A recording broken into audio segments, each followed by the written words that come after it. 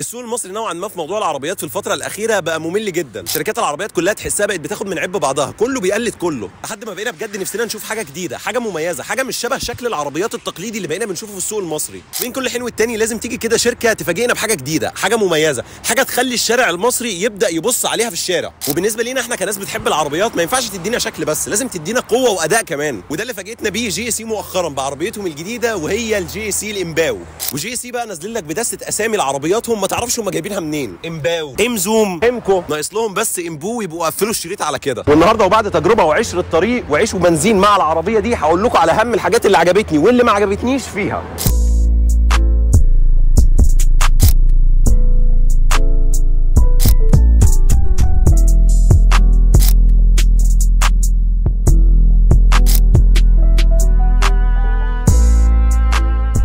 وخلونا نبدا اول حاجه بسعر العربيه دي سعرها بيبدا من 1.120 وبيوصل ل1.425، وده سعر كويس جدا على العربيه. ايوه هو المليون دلوقتي بقى سعر كويس للعربيه ومعقول كمان، ما تكلمنيش انا، مش انا اللي بسعر والله. وخلينا اكلمكم شويه عن جي سي. بالمناسبه اسمها جي سي مش جاك، فرق ما بينهم عشان هم نفس الحروف ما تكسفناش. جي سي طبعا هي شركه صينيه وتعتبر خامس اكبر شركه تصنيع عربيات في الصين، عندها تحالفات كبيره جدا مع تويوتا وهوندا، لذلك العربيه دي اصلا راكب عليها محرك من هوندا. خليني اقول لك ان مش اي عربيه صيني انت تطمن لها وتسلم لها نفسك كده، وخصوصا عندنا هنا في مصر. الحاجه اللي تخليك مطمن فعلا من اي صيني ينزل السوق المصري هو مين الوكيل بتاعها. وطبعا وكيل جي سي في مصر هو عبد اللطيف جميل او اوتو جميل، وهم موجودين اصلا من زمان في مصر مع فورد، بس حاليا هم مركزين قوي مع جي سي. وخلونا نركن دلوقتي الموتور على جنب شويه علشان ده كارثه لوحده. تعالوا الاول نتفرج على شكل العربيه ونشوف ايه اهم التفاصيل اللي موجوده في الشكل الخارجي. الكوتش بتاعنا بنتكلم في 225 45 ار 18، والشنط شكله مميز جدا يا جماعه. يا جماعه الصين بدات تدرك ان شكل الجنود بتاعتها بيبقى وحش. جي سي بتاعها فعلا حط لك شكل جنود شكله جامد رياضي على الطريق. برضه موجود عندك هنا الكاليبرز بلون اصفر، وده جي سي لايتنج، ده موجود في الفانوس اللي قدامك. تلاقي الخط الحاد اللي جاي مع طول الفانوس مكمل معاك لحد الاخر. نظره الاولى كده لشكل العربيه من قدام هتحسها بتقول لك انا جاهزه اكل الاسفلت. عندك الخطوط الحاده اللي موجوده قدام مع طول الكبوت، والكنزه اللي هم مدينها لك كده في الجنب. انزل تحت شويه هتلاقي في عندك الفوانيس بالاشارات اللي هي اخده الطابع الطولي، اللي هي لازقه معاك او اخده نفس الشكل في الشبكه من قدام، شكل الخطوط الطوليه. عندك علامه جي سي طبعا موجوده من هنا ومعتمه، تحس ان الموضوع كانوا هم عايزين يخلوا فيه هنا رادار. تيجي الجنب شويه تلاقي فيه بلاستيك معمول بتطريزه من بره كده زي الكربون فايبر، بس ده مش كربون فايبر. عندك برده طبعا التطعيمات اللي باللون الاصفر اللي انت زي ما انت شايفها دي كلها فتحات حقيقيه، ودي فتحات حقيقيه علشان التهويه. عندك طبعا حساسات اماميه موجوده على العربيه. تيجي عندك هنا برده كاميرا من ضمن الكاميرات ال 360، والكت كله من قدام خطير يا جماعه.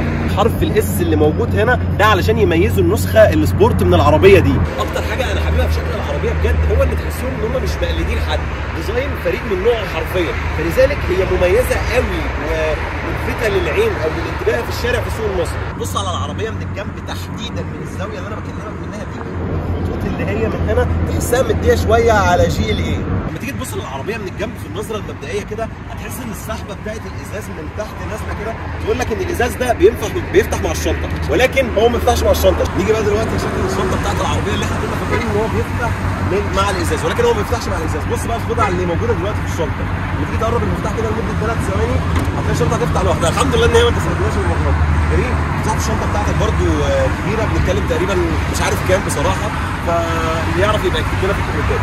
عندك هنا شكل الجنط، ده اللي هو الجنط اللي بيمشيك مسافه صغيره، وطبعا البتاعه دي خفيفه جدا، بس مساحه الشنطه معقوله بالنسبه للفئه بتاعت العربيه دي، بالنسبه للسحبه بتاعت الازاز اللي نازله تحت.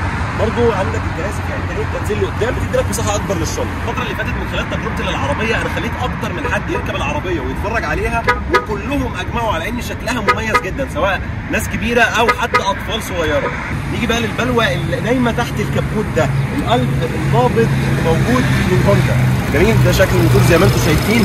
عايز اقول لكم ان هو كارثه بما تحمله الكلمه من معنى. الموتور ده يا جماعه جبار بطريقه مش طبيعيه. طبعا الموتور ده 1500 تربو، 177 هورس باور، 277 نيوتن عزم. نيجي بقى دلوقتي نتفرج على شكل العربيه من جوه ونشوف ايه الكلام. نبدا اول حاجه خالص وده اهم حاجه، الماتيريال بتاعه الباب. عندك من هنا ده كله بلاستيك طبعا، ده حاجه زي سوفت كده، اللون بتاعه خطير يا جماعه، والتطريزه اللي هي باللون الاصفر مديه من بره برده، ده مش كربون فايبر، ده برده من ضمن الحاجات البلاستيك اللي احنا اتكلمنا عليها. شكل الاكره بتاعتك زي ما انت شايف هنا يعني مساحه كويسه، تاخد لها ازازه ميه كبيره. جميل. ساوند سيستم وجي سي موتور. ندخل جوه شويه، واهم حاجه انا عايز اكلمكم عليها اول حاجه ان هو مفيش نفق هنا، فالحمد لله. حاجه بقى انا متضايق منها قوي من جي سي، ايه ده؟ فتحه تكييف واحده، يعني حاطين لنا فتحه تكييف واحده ووصله يو اس بي سي واحده، كده الناس اللي ورا هتتخانق عليها.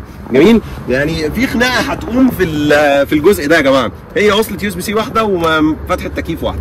جميل. في برضه عندك هنا مساحات من ضمن مساحات التخزين. جميل. القعده ورا مريحه، وفي نفس الوقت المساحه بتاعت الكرسي دي راجعه لورا على فكره. المساحه بتاعتك هنا كويسه، ومساحه الراس نوعا ما كويسه. طبعا لو تلاحظ في عندك الكيرف اللي احنا اتكلمنا عليه اللي هو بتاع سحبه الخط من بره. جميل. ده اللي احنا اتكلمنا عليه. حاجه من ضمن الحاجات ده برده الايه، مسند بتاعك في 2 كاب هولدرز. جميل. حاجه لذيذه جدا. الحزام بقى هم بيحطوا الوان، سواء كان الحزام اللي باللون الاصفر او الحزام اللي باللون الاحمر. ليه؟ علشان يكمل لك طقم الرياضيه. احنا بنتكلم بقى في الرياضيه وكلام زي ده. جميل. في جنيه واقع هنا مش عارف اجيب منين ده او بتاع مين، ما علينا. السقف موجود بقى الانوار بتاعتك هنا، ومش تاتش، ده هي زرار. ده شغل مميز جدا اللي احنا بقى هنلاقيه قدام. جميل. اول حاجه خالص خلينا ندور العربيه علشان اوريك محل الشاشات اللي احنا عايشين فيه، وبرده الرياضيه بتاعتك. شكل الطاره مميز جدا، والتطريزه بتاعتك اللي باللون الاصفر برده عشان تكمل لك القصه. الميزان بتاعك برده لونه اصفر، علامه جي سي في النص. عندك برده الحته دي حاجه زي نيكل كده، موجود برده اللون بتاع الكربون فايبر هنا، يعني مدي لك الموضوع رياضيه جدا. النيكل برده اللي ملفوف حوالين الزراير بتاعتك دي بتاعت انظمه الامان ومثبت السرعه والكروس كنترول والقصه دي كلها، وهنا التحكمات بتاعتك في الطاره. الحته دي بقى فيها بيدفع فيها فلوس عند مراكز التعديل على العربيات. عندك 2 بيدل شيفتر برضو، هكلمك على الحته دي بس مش دلوقتي، يعني خلينا نخلص بس نكمل الاول. بيدل شيفترز بتوعك شكلهم رياضي وجامد. دي مش وايرلس تشارجر، وانما مكان لمساحه تخزين الموبايل عادي. ده برضو كله مش كربون فايبر ولكنه بلاستيك، بس مديلك الطابع الرياضي برضو اللي احنا محتاجينه. الستارت ستوب انجن بتاعك عندك 4 انظمه للقياده. اول حاجه خالص الايكو، الكومفورت، السبورت بلس. اخد بالك هي بتعمل اللي هي تحسسك ايه ان في حاجه كده. شوف السبورت بلس. طبعا السبورت بلس ما بيتفتحش الا لما بتعمل كده ظروف قياده معينه وتتحرك بظروف طريق معين، بس انا اخد العربيه دي من الوكيل وهي كده، هو السوبر سبورت كان مفتوح فيها اصلا. هنا بقى الزرار ده اللي هو بتاع الصوت علشان تعلي منه الصوت بتاع العربيه وتوطيه، وهنا الوحده بتاعه التكييف بتاعتك، التحكمات بتاعتك في التكييف. كل الماتيريال ممتازه وجميله جدا. جي سي الماتيريال بتاعتها في العربيه من جوه تقريبا 90% منها خامات، يعني مفيش مكان انت هتحط فيه عليه ايدك مش هتلاقي الخامات بتاعته ممتازه. برضه من ضمن الحاجات اللي موجوده هنا وهو النفق بتاعك طاير من فوق، وموجود هنا وصلتين يو اس بي سي ومخرج 12 فولت موجود تحت هنا. يمكن برضه درج التابلو سوفت كده بينزل. الصين بيهتموا بالتفاصيل دي يا جماعه. جميل. نرجع تاني برضه الايه، الموضوع ماسك نفسه وصلب كده في نفسه. حاجه انا كان نفسي اجربها وقلت مش هجربها الا قدام الكاميرا عشان الوكيل ما يزعلش مني. الشاشه نفسي ان انا اهزها كده، بس لا، ثابته في مكانها، لان دي مشكله برضو من ضمن المشاكل اللي موجوده في العربيات اللي في الصين او التصنيع الصيني، يعني ان انت بتيجي تهز الشاشه بحسها ان هي هتقع في ايدي، هتطلع في ايدي. جميل. بس كده عندك برضو هنا 2 كاب هولدرز من الكاب هولدرز اللي هم بيتفكوا، يعني تقدر تحرك المسافه بتاعتهم. مساحه تخزين هنا. جميل. الزرار ده مش مجرد زرار بس بيعلي صوت العربيه، لا ده بيدفع فيه فلوس فعلا في التعديل، لان علبه الشكمان اللي راكبه ورا فيها حاجه زي بوابه، فانت بتتحكم فيه من هنا، سواء كنت تقفله او تفتحه على حسب انت حابب انك تسمع صوت العربيه عالي ورياضي اكتر على الطريق، ولا حابب انك تسمع صوتها هادي جدا.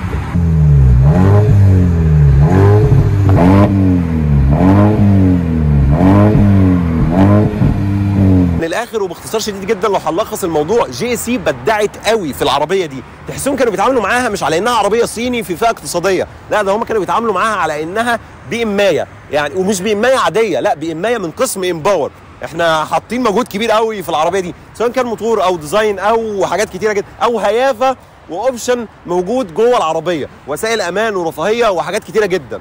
بالنسبه بقى لوسائل الامان فقول زي ما قلبك يحبك، ما هو العربيه دي كلبه على الطريق، بتجري بتروح عايزها تروح، فالمهم ان جي سي برضه لازم ان هم يوفروا لك وسائل امان ليه؟ عشان تحفظك لما تيجي تجري على الطريق، هم مش هيدوا لك سرعه وفي نفس الوقت يدخلوا موضوع الامان بتاعك، اي بي اس، اي بي دي، ايرباجات، لما تغرقها كل اللي نفسك فيه.